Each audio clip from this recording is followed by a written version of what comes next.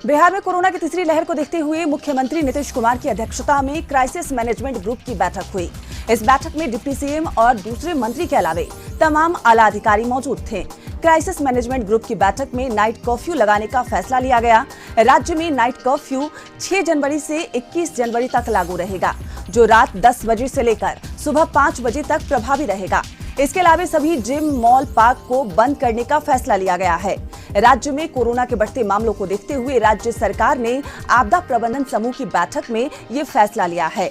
सरकार से लिए गए फैसले के मुताबिक आवश्यक सेवाओं को छोड़कर सभी दुकानें रात 8 बजे तक खुली रहेंगी। वहीं 9, 10, 11 और 12वीं की क्लास और सभी कॉलेज 50% उपस्थिति के साथ खुले रहेंगे। ऑनलाइन क्लासेज को प्राथमिकता दी जाएगी। वहीं क्लास 8वीं तक के सभी क्लास ऑनलाइन ही चलेंगे। Coaching classes 9, 10th, 11th, 12th के लिए 50% उपस्थिति के साथ खुले रहेंगे।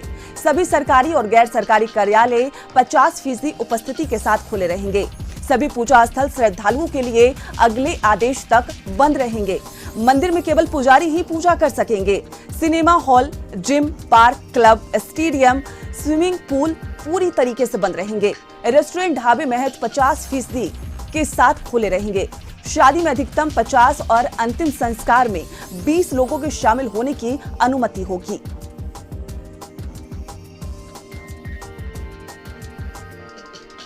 कोरोना की तीसरी लहर बेकाबू होती जा रही है। एक तरफ जहां मुख्यमंत्री नीतीश कुमार ने क्राइसिस मैनेजमेंट ग्रुप की बैठक में बढ़ते कोरोना के मामले को लेकर बड़े फैसले लिए हैं, तो वहीं दूसरी तरफ बिहार में संक्रमण का बड़ा विस्फोट हुआ है। राज्य में मंगलवार को कोरोना संक्रमित 893 नए संक्रमित मरीज मिले हैं। राजधानी पटना की अगर बात करें तो सिर्फ पटना में 565 मरीजों की पहचान की गई है, जो अब तक का सबसे बड़ा विस्फोट है। पटना के अलावा गया, मुजफ्फरपुर में बड़ी तादाद में नए संक्रमित मरीज मिले हैं। इसके अलावा गया में 99 नए कोरोना संक्रमित मरीज की पहचान की गई है, जबकि मुजफ्फरपुर में 47 नए कोरोना संक्रमित मरीज मिले हैं। इसके साथ ही प्रदेश में एक्टिव केसों की संख्या 2000 के ऊपर पहुंच गई है। पहले ये केस 1500 के नीचे थी, लेकिन अब इनकी संख्या 2222 जा पहुंची है।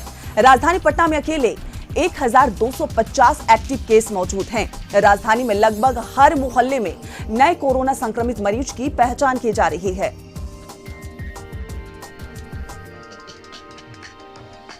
कोरोना के नए वेरिएंट ओमिक्रॉन अपना दायरा लगातार बढ़ा रहा है।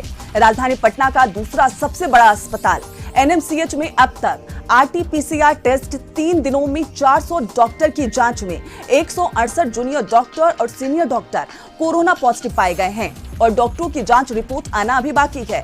हालांकि इस कोरोना विस्फोट ने अस्पताल प्रबंधन की चिंता बढ़ा दी है। हालांकि इसे माइनर सिम्टम बताया जा रहा है, जो राहत की खबर है। वहीं नालंदा मेडिकल कॉलेज प्रिंसिपल ने बताया कि कोरोना इन्फेक्टेड लोगों के संपर्क में आने से सीनियर और जूनियर डॉक्टर कोरोना पॉजिटिव हुए हैं। कोरोना पॉजिटिव अधिकांश मेडिकल छात्र जो होम आइसोलेशन में हैं। भाजपा प्रदेश अध्यक्ष और राज्यसभा सांसद दीपक प्रकाश ने हेमंत सरकार पर जमकर हमला बोला है। दीपक प्रकाश ने सिमडेगा में हुई मॉब लिंचिंग पर निशाना साधते हुए राज्य सरकार को कानून और व्यवस्था मामले में फेल बताया है और कहा है कि सूबे में आम लोग सुरक्षित नहीं हैं।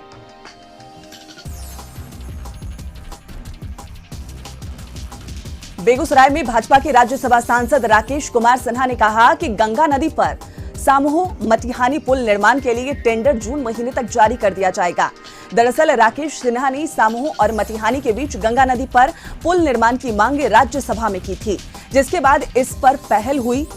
सांसद राकेश सिन्हा ने कहा है कि डीपीआर बना था, लेकिन कुछ शिकायत होने के बावजूद उसे रोका गया, जिसमें 1 साल का समय बर्बाद हो गया। अब तक दूसरी कंपनी को डीपीआर बनाने को दिया गया है, जो बन गया है और जून महीने तक टेंडर हो जाएगा। दरअसल सामूह प्रखंड बेगूसराय जिले का हिस्सा है, लेकिन वहां जाने के लखीसराय जिला होकर वहां जाना पड़ता है, जबकि सामूह मटिहानी पुल बन जाने से दूरी घटने के साथ लोगों को इसका लाभ मिलेगा। झारखंड प्रदेश कांग्रेस अध्यक्ष राजेश ठाकुर और दूसरे नेताओं ने झारखंड के राज्यपाल रमेश बैस से मुलाकात की। इस दौरान कांग्रेस नेताओं ने राज्यपाल को नए साल की बधाई और शुभकामनाएं दी, साथ ही उनके बेहतर स्वास्थ्य की कामना भी की। मुंगेर में ठंड का सतम अभी खत्म होता नहीं दिखाई दे रहा। बढ़ती ठंड के चलते लोगों का जीना मुहाल हो गया है। ठंड के चलते सुबह से घना कोहरा छाया हुआ है। हाल में ये सुबह में लोग अपने वाहनों की लाइट जलाकर सड़कों पर चल रहे हैं। कुहासे ने लोगों की जिंदगी की रफ्तार पर ब्रेक लगा दिया है। साथ ही सुबह में ठंड से बचाव के चलते गरीब तबके के लोग इधर उधर कूड़ा जलाकर अपना जीवन यापन कर रहे हैं। बच्चों को ठंड से बचाते नजर आ रहे हैं। वहीं जिले में लगातार बढ़ रही ठंड से सबसे ज्यादा परेशानी मजदूर तबके के लोगों को हो रही है, जो बाहर से आकर मजदूरी करते हैं। ऐसे में इन लोगों के लिए रैन बसेरा बनाया गया है, जहां इनको रात में सोने के लिए सभी सुविधाएं मिल जाती है। ऐसा ही एक जमालपुर नगर परिषद के द्वारा जमालपुर थाने के सामने टेंट लगाकर एक अस्थायी विश्रामशाला बनाया गया है, जहां गरीब तबके के लोगों के लिए ठंड भरी रात में सोने के लिए बढ़िया व्यवस्था की गई है। कुख्यात मानव तस्कर पन्ना लाल महतो उर्फ अंकुत संपत्ति को ईडी ने जब्त कर लिया है। ईडी ने अपने ट्विटर अकाउंट के जरिए पन्ना लाल महतो के खिलाफ की गई कार्रवाई की जानकारी देते हुए बताया कि करीब 3.36 करोड़ की संपत्ति जब्त की गई है, जिसमें 17.71 लाख कैश बरामद हुआ है। टेटो फर्नीचर गाड़ी 9 अचल संपत्ति शामिल है। ईडी ने यह कार्रवाई खूंटी और रांची के पन्नालाल के ठिकानों पर की गई है। ईडी की यह कार्रवाई BMLA एक्ट 2002 के तहत की गई है। गौरतलब है कि पन्नालाल के ऊपर 5000 से अधिक लोगों को बहला फुसलाकर दिल्ली और दूसरे महानगरों में बेचने का आरोप है।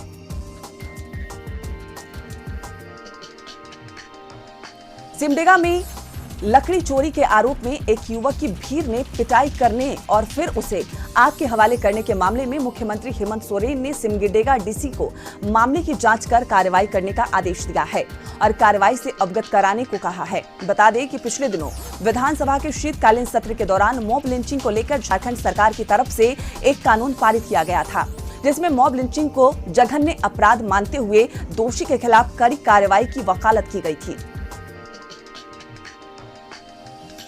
मुंगेर में पुलिस ने अभिनव हत्याकांड की गुत्थी 72 घंटों के अंदर सुलझा ली है और 7 आरोपियों को हत्या में इस्तेमाल किए गए हथियारों के साथ गिरफ्तार किया है।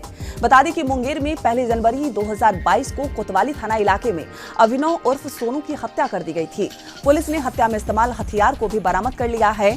सदर SDO नंदजी प्रसाद ने हत्या मामले का खुलासा करते हुए बताया कि 1 जनवरी को पैसे की लेन देन में अपराधियों ने अभिनव की हत्या कर दी थी। पाकुड़ जिले के दुर्गापुर डैम में वन भोज का लुत्फ उठाने गया एक युवक अचानक से गायब हो गया।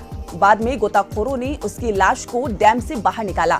दरअसल नए साल के मौके पर अपने 7 से 8 दोस्तों के साथ पिकनिक मनाने दुर्गापुर डैम ये युवक पहुंचा था, लेकिन इस दौरान वो उस जगह अचानक से गायब हो गया।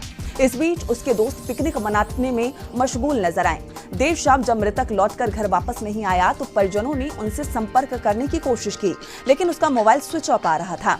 इसके बाद परिजनों ने उसकी जानकारी पुलिस को दी। पुलिस ने जांच के दौरान पाया कि मृतक का पैंट, शर्ट और दूसरे कपड़े डैम के बाहर ही पड़े थे। इस जानकारी के बाद पुलिस ने गोताखोरों की मदद से उसकी तलाश डैम में करानी शुरू कर दी।